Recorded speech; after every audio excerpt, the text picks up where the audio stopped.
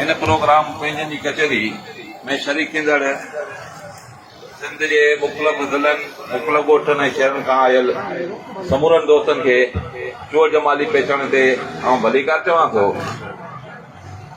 अॼोको इहो प्रोग्राम रचाईंदड़ हसन दस हसन रिंद ऐं वा शकील ऐं खोसो साहब इन्हनि जो बि तहे दिल सां शुक्रगुज़ार आहियां जो चोर जमाली जे शहर में सिंध जे इंतिहाई पुठिते पियल शहर में हिन क़िस्म जी गजानी कोठाए हिननि सभिनी दोस्तनि सां असांखे मिलण जो मौक़ो फ़राहम कयो ऐं इन ई प्रोग्राम में तव्हां सभिनी दोस्तनि खे मुखातब थियण जो बि मौक़ो फ़राहम कयो। अॼोको प्रोग्राम तापक जे लिहाज़ खां पंहिंजनि सां कचहरी साईं खोसो साहब इन प्रोग्राम मुतलक वज़ाहत करे वियो। असां सभु माण्हू जेके पाण खे बाशऊर सम्झूं था, जेके बाशऊर आहियूं, समाज जा चूंडल घुरंदड़ फर्द आहियूं, इहे सभु माण्हू किथे न किथे पंहिंजी धरती, पंहिंजे वतन, पंहिंजे माण्हुनि लाइ कम बि कयूं था।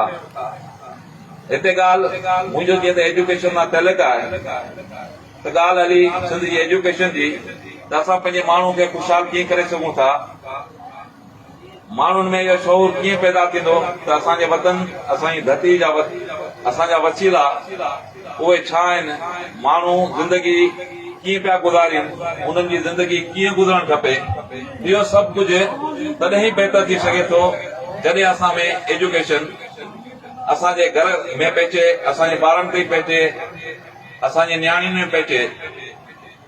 ऐं सिंध हुकूमत या वक़्त जा हुकुमरान उहे केतिरो हिन शइ में सिंसियर आहिनि त सिंध जे माण्हू खे बहितर एजुकेशन ॾेई सघिजे, उहा असीं सभु माण्हू चङी रीति सम्झूं था। असां हिन वक़्तु सिंध जी एजुकेशन जी कहिड़ी पोज़ीशन आहे, कहिड़ी हालत मां असीं गुज़रूं पिया, असांजे ॿार खे कहिड़ी एजुकेशन पई मिले, इहो हिकिड़ो वॾो सुवाल आहे। बज़ाहिर असां समूरा माण्हू हिननि शयुनि ते ॻाल्हायूं था, तकरीरूं बि कयूं था, ॻाल्हि बि कंदा आहियूं, पर उनजो हल छा आहे, उनखे असीं कीअं बहितर करे सघूं था, हीउ हिकिड़ो वॾो सुवाल आहे जेको असां सभिनी खे हल करणो पवंदो। उन लाइ झाकोड़ करणी पवंदी, उन लाइ किथे न किथे असांखे पंहिंजो किरदारु अदा करणो पवंदो।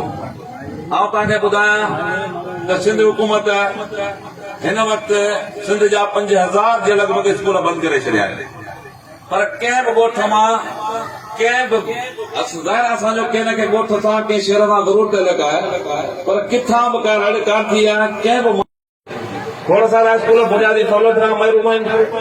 हज़ार जे तइदाद स्कूलनि में न पीअण जो पाणी सहूलियत आहे, न लाइट आहे, न चौधीवारी आहे, न स्कूलनि में फर्नीचर आहे। गुज़िरियल 10 सालनि खां हिकु बि स्कूल खे हिकु बि बेंच सिंध सरकार न ॾिनी आहे।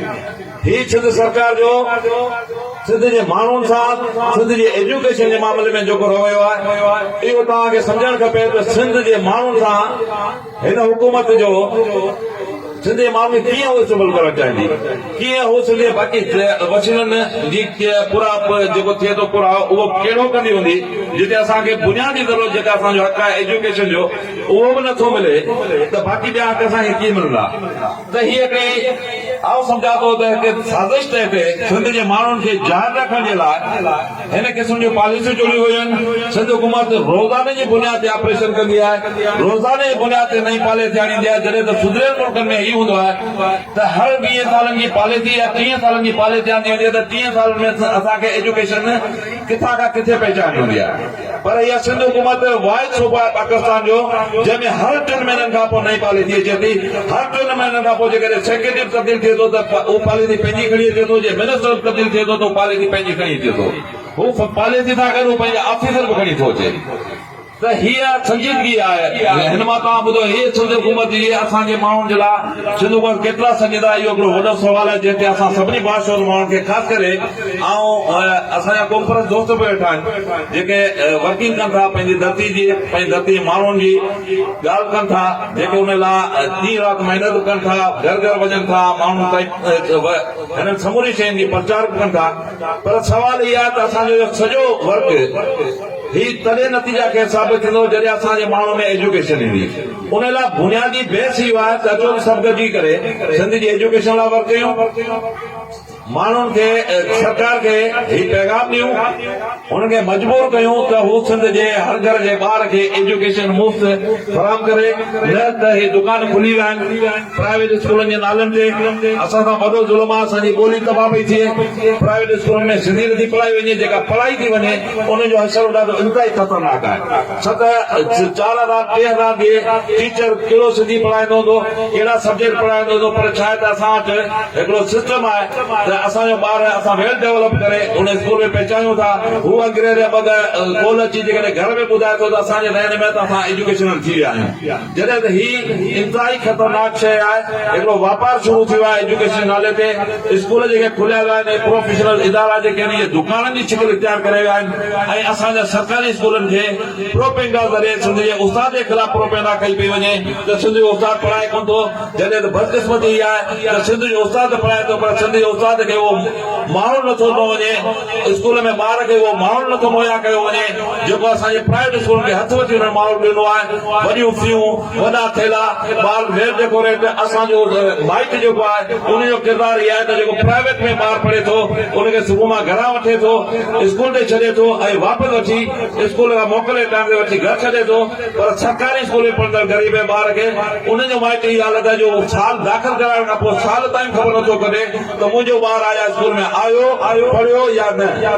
त ही अहिड़ा रवैया आहिनि, हे अहिड़ियूं शयूं आहिनि जिते असां सभिनी खे संजीदा थियणो पवंदो, असांखे सोचणो पवंदो। उन लाइ असांखे हिकिड़ी बाक़ाइदा तहरीक हलाइणी पवंदी, असांखे ॻोठ ॻोठ में वञणो पवंदो ऐं माण्हुनि खे सम्झाइणो पवंदो त एजुकेशन ई बुनियादी हल आहे। हिन सभिनी मसइलनि मां निकिरण जो असांखे पोइ ख़बर पवंदी जॾहिं एजुकेशन असां ॾींदी त वोट जी अहमियत ईंदी, तॾहिं असांखे ख़बर पवंदी। असां पंहिंजे नुमाइंदनि जी जेका ॻाल्हि कंदासीं त असांजा नुमाइंदा कहिड़ा हुअणु खपनि, उहा तॾहिं असांखे ख़बर पवंदी जॾहिं असां वटि एजुकेशन ईंदी। जंहिं करे आऊं सभिनी दोस्तनि खे गुज़ारिश कयां त एजुकेशन जे मामले ते संजीदा थियो। ऐं हिकु भेरो ॿीहर जेके बि हिन पंडाल में जेके बि दोस्त हिन प्रोग्राम में आया आहिनि उन्हनि जो शुक्रिया अदा थो कयां, उन्हनि सां गॾोगॾु उन्हनि दोस्तनि जो बि शुक्रिया अदा थो कयां जिन अहिड़ो सारो ख़ूबसूरत प्रोग्राम तश्कील ॾिनो। तव्हां सभिनी दोस्तनि जी महिरबानी थी।